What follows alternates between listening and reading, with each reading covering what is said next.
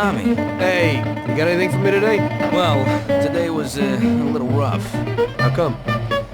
You know, the guys left the car here that was involved in a chase with the cops, and I kinda need to get it out of here fast. Why didn't they dump it themselves? Oh, well, we had a deal worked out with them, but it was meant to be a sure thing, and it didn't work out. They were a little pissed, so they left it here. What's in it for me? A lovely German sports car. That's worth the risk. I'll do it. What can I do? It's pretty simple. Take the car to the cliffs outside of town and dump it in the sea. Cool. But if the coppers spot you, there'll be trouble, so you gotta shake them. Okay.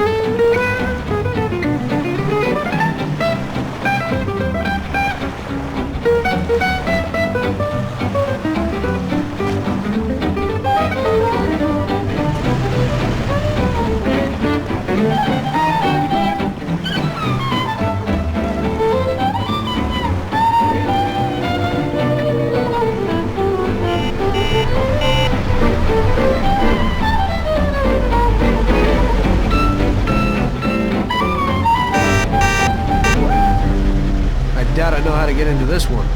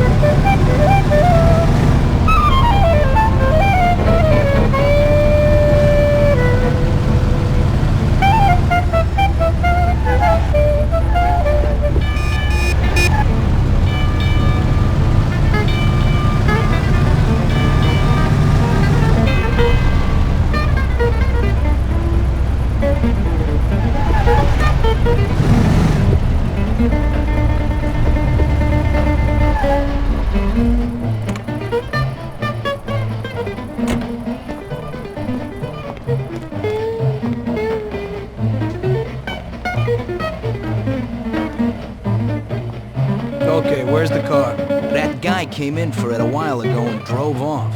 But he said he was going for dinner at Roy's Grill. It's downtown. It's just a little way from Pepe's restaurant. Hey, if you hurry, you'll still find a car there. What's going on? Today's Customer Appreciation Day? This one's an exception. He owes me big time. I did a bunch of jobs for him and I haven't seen $1. God knows what he does, but at the same time, he acts like a classy guy.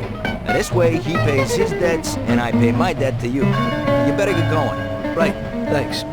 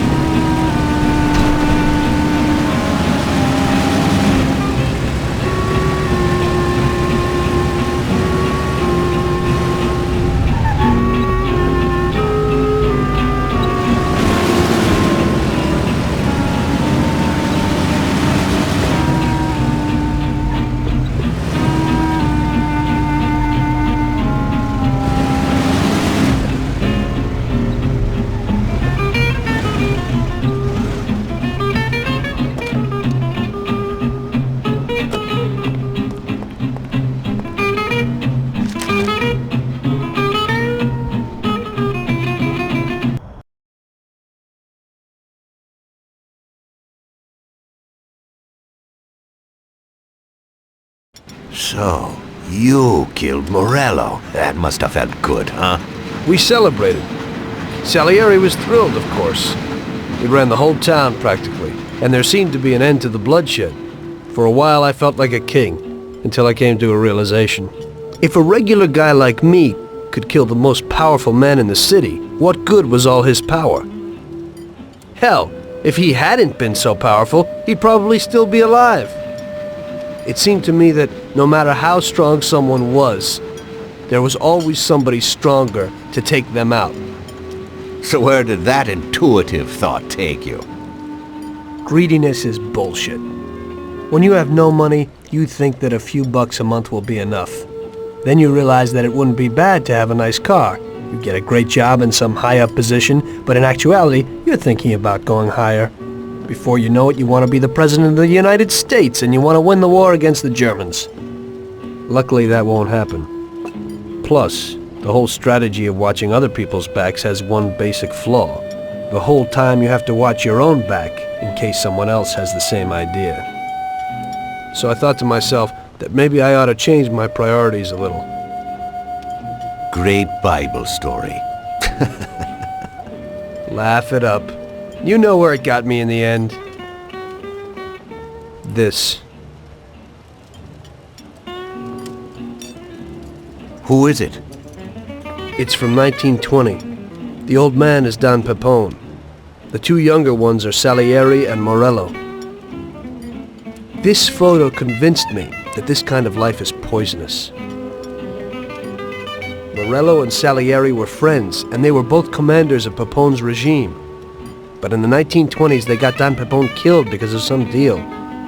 Strangely enough, Salieri still admires the guy now. Afterward, they divided up the city, and each ruled their own part of it.